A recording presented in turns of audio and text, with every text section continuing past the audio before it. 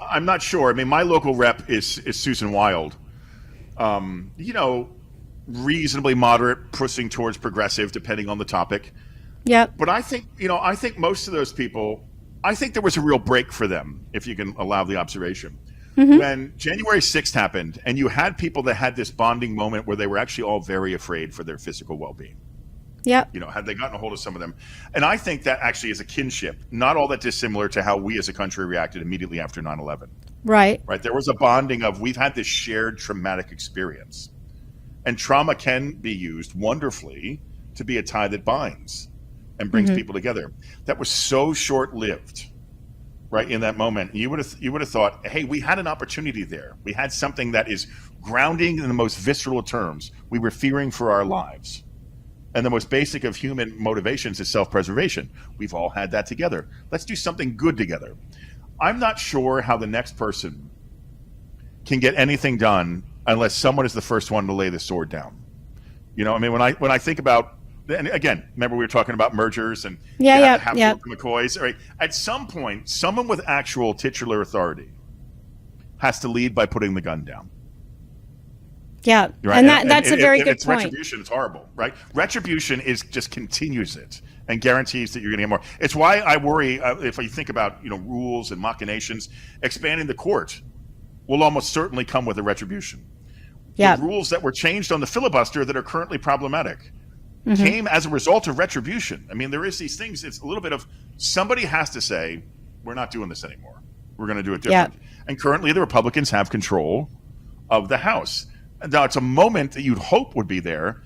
And just for expedience for them to be able to declare that they did something as a Republican caucus, they might need to get enough Dems to come with them, which means they move a lot to outsize the ones who are currently the I mean, I don't even know what the right word is. It's like they're Confederates inside the party, right? It's unbelievable. Yeah, that's certainly low. Well, let's take the most moderate or maybe more conservative Democrats. Any message, let's take your own representative or any others. In this scenario, it feels like they're sitting and bearing witness to this. Perhaps, Schadenfreude, I'm not sure, but certainly there's a sense of, what? It's your problem, work it out. Is that the right strategy? I don't think it serves the country well at all. In fact, I've heard that on a few of the progressive shows. And I think, again, you just have the other side. You listen to progressive shows? I'm just kidding. I listen. Yeah, I do. I listen. Yeah, okay. I'm a big fan of crooked media. Okay. And so, but I really do still try to listen to a broad swath to get a sense of motivation. Yeah. Right? As anything, I'm just a student of behavior. Why do people behave the way they do? I think if they play the moral high ground, the smug ground, oh, look at you, I think we're just continuing to pitch a fight. Whereas we all have a shared experience of our way of governing is not working. Mm-hmm. It's a bit like a company that is a widespread agreement. You're right. Right? It's not. We can all agree this is not working. And so if we believe in our own mutually beneficial or assured existence, it doesn't work without the other side. That's not how it works for us.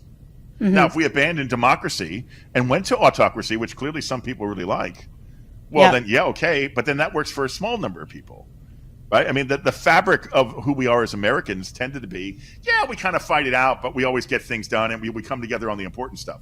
They weren't able to pass a defense funding bill in a bipartisan way this session. It's unheard of, right? I mean, to me, I think we've lost the plot, particularly in the lower house. Yeah. Right? And that so the worrying to me is, when will we get a leader who's willing to say the single noble purpose is superior to all of our individual purposes, and that has to come first. And I think when you see a leader who's really compelling, they get people to suborn what they want to do for what we need to do. And that to me, that's a high bar. And I'm not sure, I don't know if the ones that currently offered up have that. I tell you what I do worry about, going against somebody who's currently not elected. Right? The rules as written are non-specific about whether or not you need to currently be in the chamber to be the speaker. That would be a devastating outcome. Why devastating? Because they don't have any skin in the game? You're not voting. You don't have to worry about getting voted out. That's right. No, you have zero tie that binds when you're not elected in. I mean, the beauty of like the UK system, right, is you win your local, you add up the seats. That's the people with the most seats, and they pick amongst their members. Now, you could argue it's like almost an activist electoral college, Yeah. right, in that sense, and they're a relatively small group to it, but at least they have skin in the game. You lose if you can't win your local seat, no matter how protected it is, you literally can't be in. Right. So I Right. like the idea of you have to win something to be in.